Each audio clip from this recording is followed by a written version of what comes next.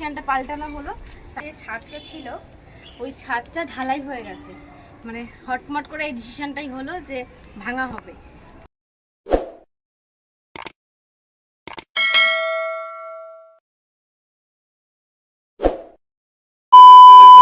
Hello everyone, দেখো সব কিছু ছাড়িয়ে নিয়ে বসেছি শুধুমাত্র তোমাদেরকে শেয়ার করার জন্য।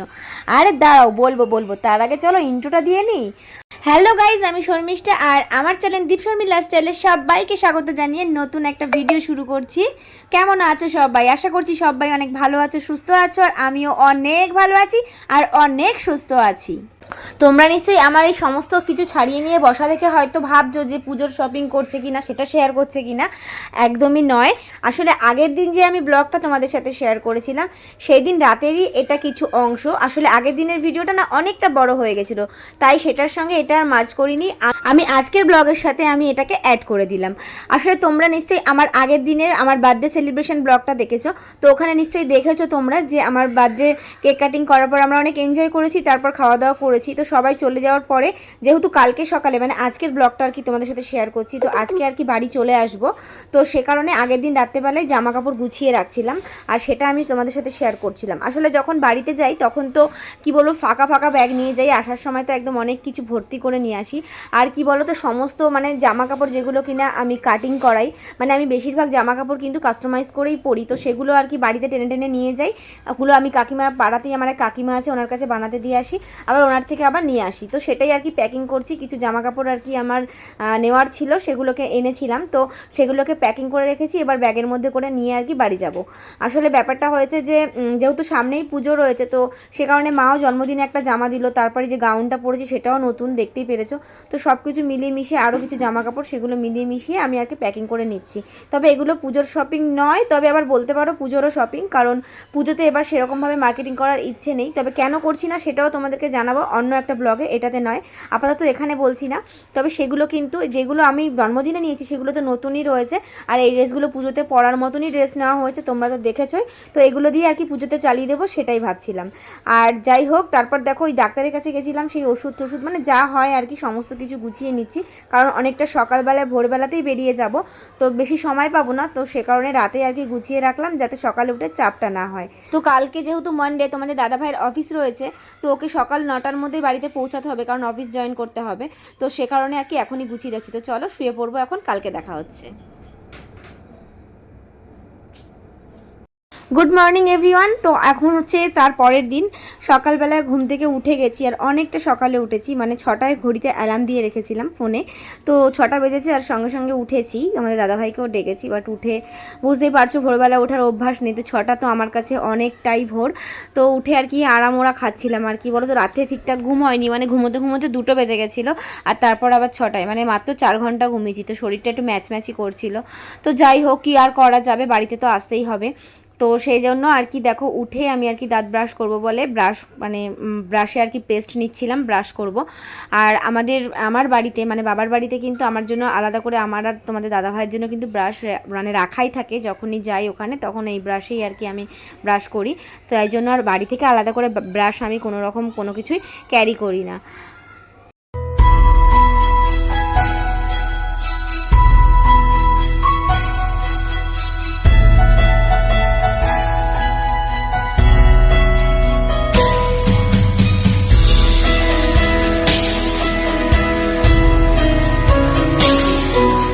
ঘড়িতে সময় এখন বলছে ঠিক 6:30, আর আমাদের ট্রেন রয়েছে ঠিক 7:40-এ। তো এই টাইমের মধ্যে কিন্তু আমাদের বাড়ি থেকে পুরোপুরি রেডি হয়ে বেরোতে হবে। আর তার আগে তোমাদের দাদাভাইকে একটু চা করে দিতে হবে, তার কারণ কি বলো তো মাই করে দেয় প্রত্যেকবার যখন আমি বাড়ি আসি এরকম সকালের টাইমে, তখন মা করে দেয়। তবে আজকে মাকে না আর ডাকিনি, বুঝতেই পারছো অনেক খাটাখাটনি করেছে কালকে, রান্না বান্না বাড়ির কাজ সমস্তটা সামলে অনেক রাত্রে ঘুমিয়েছে, আর সেই জন্য মা দেখলাম যে এখনও ঘুমোচ্ছে, ওই কারণে মাকে আর আমি ডাকিনি। আমি না ডেকে আমি নিজেই উঠে একা একা আর কি সব কিছু করছি। তোমাদের দাদাভাইকে বলেছি ফ্রেশ হতে যাও, আমি তোমাকে চা করে দিচ্ছি, যাওয়ার সময় একেবারে মাকে ডাকবো। তো আর কি সেরকম কথা মতনই তোমাদের দাদাভাই ফ্রেশ হতে গেছে, আর আমিও এদিকে ফ্রেশ হয়ে নিয়েছি। এবার 1 বোতল জল আমি খেয়ে নেব। 1 বোতল ঠিক পারি না, তবে হাফ বোতল খাওয়ার চেষ্টা করি সব সময়, কারণ এটা হচ্ছে আমার সকালের ডেলি রুটিন। টাটা। দেখো তোমাদের সাথে কথা বলতে বলতে কিন্তু তোমাদের দাদা ভাইয়ের চাও রেডি, মানে আমি কিন্তু চাও কমপ্লিট করে ফেলেছি। চা করে এখন তোমাদের দাদা ভাইকে দিচ্ছি বেড টি, বুঝলে, বেড টি, মানে বেডে না দিলে ওনার চা খাওয়া জমে না। বাড়িতেও সেম জিনিসটা করে, আর শ্বশুর বাড়িতে আসলে তো কোনো কথাই নেই। আর এদিকে আমি যেহেতু চা খাই না, তো সে কারণে শুধু বিস্কিট খেয়ে তারপরে আমি বেরোবো। বাড়িতেও কিন্তু আমি বিস্কিটই খাই, চা খুব কম খাই, রেয়ার, মানে খুব ইচ্ছে না থাকলে খাই না। তারপর দেখো আমি রেডি হয়ে নিয়েছি, আমরা দুজন রেডি হয়ে বাবা মাকে প্রণাম করে আশীর্বাদ করে এখন আমি বেরোবো বাড়ির উদ্দেশ্যে। জল নিয়েছ বোতল? কি গো বাবা, নিচে উপর আসবে না?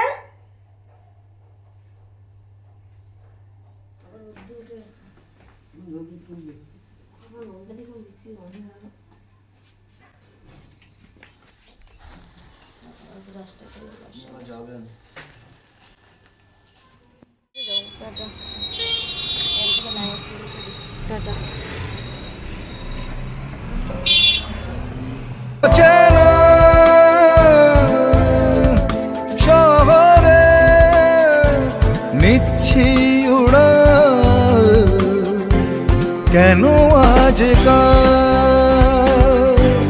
নিচ্ছি উড়াল, কেন আজকাল। ফাইনালি বাড়ি ঢুকলাম, আর এখন 9:30 বেজে গেছে। কি অবস্থা দেখো বাড়ির হাতে কি করে তোমাদের দাদাভাই বিছানা টেছানার কি অবস্থা। আর ওইদিকে মিস্ত্রিরা এসছে, কাজ করছে মিস্ত্রি দাদারা। তো কী কাজ করছে সবটা পরে শেয়ার করবো, আগে ফ্রেশ হই। তোমাদের দাদাভাই অফিসে বসবো, ওকে খেতে খেতে দিই, বুঝলে, তারপর আবার অন ক্যামেরা হচ্ছে। চলো সঙ্গে থাকো। A few moments later. Hey guys, good evening সবাইকে। সেই সকালের পর এই এখন আসলাম আমি তোমাদের সাথে অন ক্যামেরা। আসলে সকালে আসার পরে অনেকটা ব্যস্ত হয়ে গেছিলাম, কিছু কাছাকাছি করেছিলাম, তারপর একটু শুয়েছিলাম, তারপর মিটিং ছিল সেখানে গেছিলাম। আর তারপর এখন হচ্ছে 5টা বাজে, এখন মিস্ত্রিরা গেল, আর এগুলো ঝাড়ু মারলাম। আর তারপর এখন আমি এগুলো মানে ঘরগুলোকে সব মুছবো। আর তার আগে চলো তোমাদের সাথে একজন শেয়ার করে দিই আমাদের বাড়ির কাজ কীরকম কতটা হলো। অনেক দিন তো শেয়ার করা হয় না, যেহেতু বাড়ি ছিলাম না, তো বাড়ি আসার পর দেখছি অনেকটা হয়ে গেছে। আসো দেখাই পাবো। তো অ্যাট ফার্স্ট তোমাদেরকে দেখাই, দেখো এখানে যে ছাদটা ছিল ওই ছাদটা ঢালাই হয়ে গেছে। তোমাদের দাদাভাইকে বলেছিলাম একটু ভিডিও করতে, করেছিলে? করেনি, দেখেছো? আমাদের দাদাভাইকে দিয়ে কিচ্ছু হয় না, বলেছিলাম একটু ভিডিও করতে। তো ওই ছাদটা না এতটুকু বাড়ানো, কতটুকু এখান থেকে হবে না, এই পজিশন থেকে না ছাদটা আমাদের এতটা বাড়ানো হয়েছে। তো ছাদ হয়ে গেছে, বাড়িতে এসে দেখছি ছাদ হয়ে গেছে, এই পিলারটা ঢালাই হয়ে গেছে, আর এখানে রান্নাঘরের গাঁথনিটা হয়ে গেছে। মানে মোটামুটি ঘরের স্ট্রাকচার অর্ধেক কমপ্লিট, তাই তো? আর 2 দিন যদি কাজ করে, এদিকে এসো, মিস্ত্রিরা যদি আর 2 দিন কাজ করে তাহলে আমাদের পুরো মানে গাঁথনি কমপ্লিট হয়ে যাবে। এই এতটুকু তো করাই ছিল আমাদের, তোমরা তো দেখেছো। ওই দিকটা দেখাও, সামনে আসো, এখানটা এসে দেখাও। কালকে হচ্ছে ওই দেওয়ালটাকে গাঁথনি করা হবে, ওই জন্য ভাড়া বেঁধে গেছে মিস্ত্রিরা। তো বা কালকে এই দেওয়ালটা গাঁথবে বলে গেল, এই দেওয়ালটা আর এই দেওয়ালটা পুরো কমপ্লিট করবে কালকে। আর এটা হচ্ছে বাথরুমের দেওয়াল হবে, তবে এখানে একটু ভাঙাচোরার কাজ করতে হবে, কারণ তোমাদের দাদাভাই ভেবেছিল যে এখান দিয়ে এতটুকু রান্নাঘর করবে, কিন্তু আমি দেখছি যে খুবই ছোট হয়ে যাচ্ছে স্পেসে। তো মানে সত্যি কথা বলতে আমি স্পেসই পাবো না রান্নাঘরে, সেই জন্য এটা করা মানে ডিসিশানটা পাল্টানো হলো। তারপর ভেবে আবার মিস্ত্রিদের সাথে কথা বলে এখান থেকে করা হবে, তো একটু ভাঙচুর করা হবে। মানে হটমট করে এই ডিসিশানটাই হলো যে ভাঙা হবে। তো আসুক কালকে মিস্ত্রি দাদারা, তারপর দেখা যাবে। তো যাই হোক, ফাইনাল আপডেট হচ্ছে এটাই যে আমাদের ঘরের কাজ এতটুকু হয়েছে, তাই না? তো তুমি একটুখানি পুরো রাউন্ড করে একটু দেখিয়ে দাও, নাহলে কেউ বুঝতে পারবে না।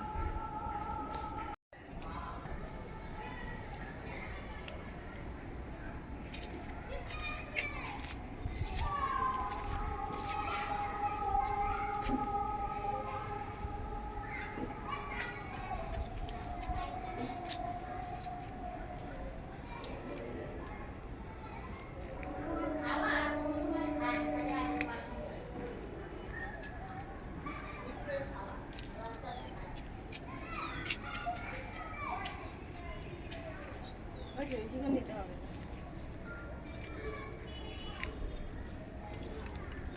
গা চুলকোচ্ছে জানো বন্ধুরা, এখনো স্নান করিনি, গায়ের কি অবস্থা, সে কালকে বাড়িতে স্নান করেছি, এখনো স্নান হয়নি। তো এই হচ্ছে ব্যাপার। তো এখন আপডেট একটুখানি কি, তো চলো ভিডিওটা এখানে অফ রাখছি।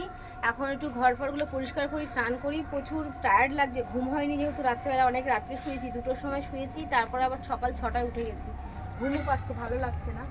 তো এই হচ্ছে ব্যাপার। তো চলো, কেমন লাগলো তোমাদের কমেন্টে জানিও।